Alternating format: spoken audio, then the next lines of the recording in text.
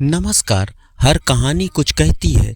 आज की कहानी क्या कहती है तो चलिए सुनते हैं देवेंद्र कुमार जी की लिखी कहानी मरना नहीं। रामदयाल इस बड़ी दुनिया में अकेले रह गए थे। उनकी पत्नी की मृत्यु हो गई। वो 2-4 दिन ही बीमार रही। मोहल्ले वाले उन्हें अस्पताल ले गए। उन्होंने ही भाग दौड़ की। रामदयाल तो खुद बीमार रहते थे। उनका लड़का मुंबई में रहता था। कई वर्षों से घर नहीं आया था। माँ की मृत्यु का समाचार मिलने पर उसने जवाब भेज दिया, बहुत उलझा हुआ हूँ, फुर्सत होने पर ही आऊँगा। पत्र पाने वाली रात को रामदयाल तकिए में मुंह गड़ाकर कितना रोए, कहना बहुत मुश्किल है। उनकी खुद की उम्र 65 वर्ष हो रही थी। अब उन्हें हरदम लगता था जैसे दुनिया में उनके लिए कुछ भी शेष नहीं रहा है। पड़ोसियों ने उनका बहुत ख्याल रखा। पड़ोस के अनिल की बहू उन्हें पिताजी कहती। अनिल उनकी सेवा करता। हर समय कोई ना कोई उनके पास मौजूद रहता। रात को अनिल उन्हीं के कमरे में सोता। फिर भी रामदयाल की उदासी बढ़ती गई। वो जितना सोचते यह विश्वास पक्का होता जाता कि अब इस दुनिया में रहना बेकार है। पत्नी की मौत और इकलौते बेटे की हृदयहीनता दोनों ने उनके मन को जैसे तोड़ कर रख दिया था। उन्होंने खाना पीना छोड़ दिया और एक सुबह घूमने के लिए निकले तो फिर लौटे नहीं। उनके कदम शहर से बाहर की ओर चलते गए। एक बस आगे की तरफ जा रही थी। रामदयाल बस में बैठ गए। कई घंटे की यात्रा के बाद जब बस एक घने जंगल में गुजर रही थी तो वो पेशाब करने के लिए नीचे उतरे और एक दिशा में बढ़ गए। थोड़ी देर बाद उन्होंने बस के भोंपों की आवाज़ सुनी। ड्राइवर उन्हें जल्दी करने को कह रहा था, लेकिन रामदयाल बाबू वहीं खड़े रहे। उन्होंने न लौटने का फैसला कर लिया था। वो वन में खो जाना चाहते थे। अपने प्राण देना ही उनके लिए एकमात्र रास्ता दिखाई दे रहा था। उस घने जंगल में दिन में भी पेड़ के नीचे हल्का अंधेरा था। हर तरफ सुनसान। पत्तों में साए साए की आवाज आ रही थी। हाँ, कभी कभी आकाश में कोई परिंदा बोल उठता था। रामदयाल बाबू को जैसे होश नहीं था। झाड़ियों में अटकते उलझते बढ़े जा रहे थे। पता नहीं था किधर जा रहे हैं। धूप तेज हुई तो प्यास से गला सूखने लगा। अब वो एक ऊंचे कगार की ओर बढ़ रहे थे। आंखों के सामने एक दृश्य तैर रहा था। वो हवा में हाथ पैर मारते हुए नीचे घाटी की ओर गिरे जा रहे हैं। हाँ, यही करना होगा। और फिर एकाएक उनके कदम रुक गए। जहाँ ढलान नीचे घाटी की ओर खुलता था वहाँ मोटे मोटे अक्षरों में लिखा था, सावधान। रामदयाल बाबू ने इधर उधर देखा पर कोई नजर नहीं आया। उनकी समझ में न आया कि इस घने जंगल में जहाँ कहीं कोई नहीं है, लोगों को सावधान रहने की बात किसने लिखी। उन्होंने जरा बढ़कर झांका तो देखा आगे गहरी खाई थी। वो पीछे हटाए। न जाने क्यों उनका मन कांप उठा। वो एक तरफ बैठ गए। कुछ देर पहले रामदयाल आत्महत्या के लिए तैयार थे, लेकिन अब कुछ कुछ डर लग रहा था। वह कुछ देर आंखें मूंदे बैठे रहे, फिर उठे। प्यास से गला खुश्क हो रहा था, लेकिन वहां भला पानी कहाँ मिलता। तभी उन्होंने देखा पास ही पत्थर की कुंडी में पानी भरा है। वहीं कुछ फल भी रखे दिखाई दिए। कुछ देर सोचते खड़े रहे, पिए या ना पिए। फिर प्यास ने जोर मारा तो गटागट पानी पी गए। वहां रखे फल भी खा लिए।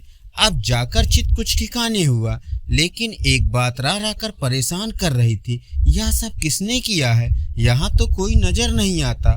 कौन है वो। रामदयाल के मन में आत्महत्या का विचार निकल गया। वो जंगल में घूमने लगे। जगह जगह उन्होंने सावधान लिखा देखा।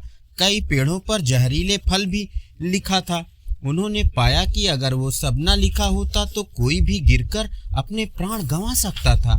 घास में छिपे हुए गहरे गड्ढे, खतरनाक मोड़, जहरीले फल, सबके बारे में सावधान किया गया था। अब तक दोपहर ढल चुकी थी। रामदयाल जी ने जोर से पुकारा, मेरे प्राण बचाने वाले भाई, मैं आपके दर्शन करना चाहता हूँ। पत्तों के पीछे सरसराहट हुई और एक बूढ़ा हंसता हुआ सामने आ गया। उसने कहा, मैं बहुत देर से आपको देख रहा हूँ, कहिए आप यहाँ कैसे आ गए।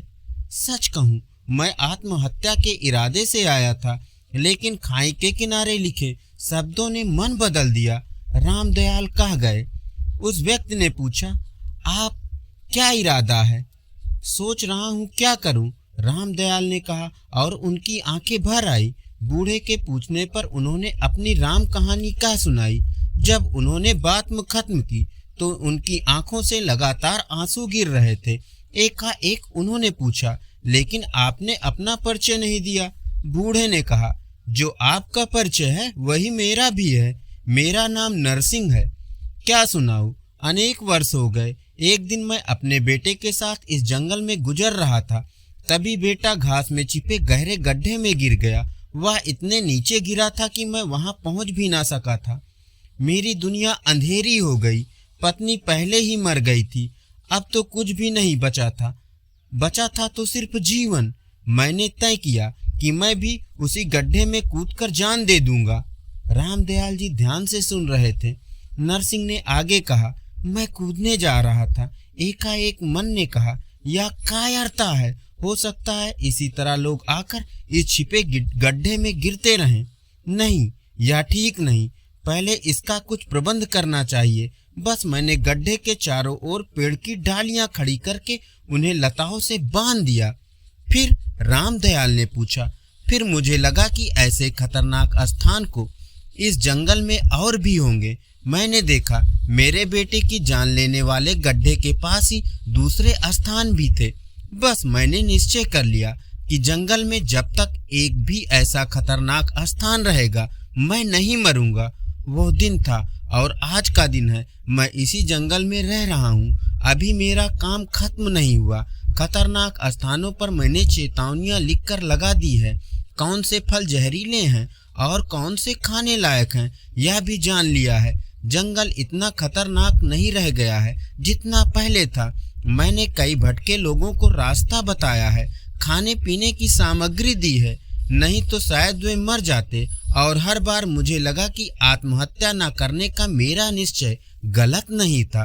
रामदयाल गंभीर होकर नरसिंह की बातें सुन रहे थे।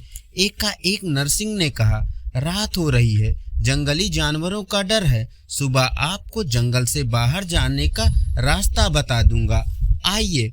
नरसिंह रामदयाल को एक गुफा में ले गया। उसके बाहर आग जलाकर दोनों लेट गए। रात को जंगली जानवरों की आवाजें सुनाई दी, कभी दूर कभी एकदम पास। सुबह रामदयाल की नींद खुली तो नरसिंह ने कहा, चलिए आपको जंगल से बाहर जाने वाले रास्ते पर छोड़ दूं, लेकिन मुझे कहीं नहीं जाना।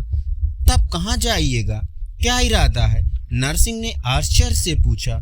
मैं यहीं रहूंगा आपके साथ। रामदयाल ने कहा, अभी जंगल में ऐसे बहुत से स्थान हैं जहां देखभाल की जरूरत है। मैंने मरने का इरादा छोड़ दिया है। क्या सच? कहते हुए नरसिंह की आंखें चमक उठी। हाँ, मैंने देख लिया है। जीवित रहकर दूसरों को मरने से बचाया जा सकता है। रामदयाल ने कहा और मुस्कुरा उठे। मरने के लिए एक दुख है तो जीने के लिए 100 सुख भी कम है, रामदयाल ने कहा और गुफा से बाहर आ गए। सूरज पेड़ों के पीछे से ऊपर उठ रहा था। धन्यवाद।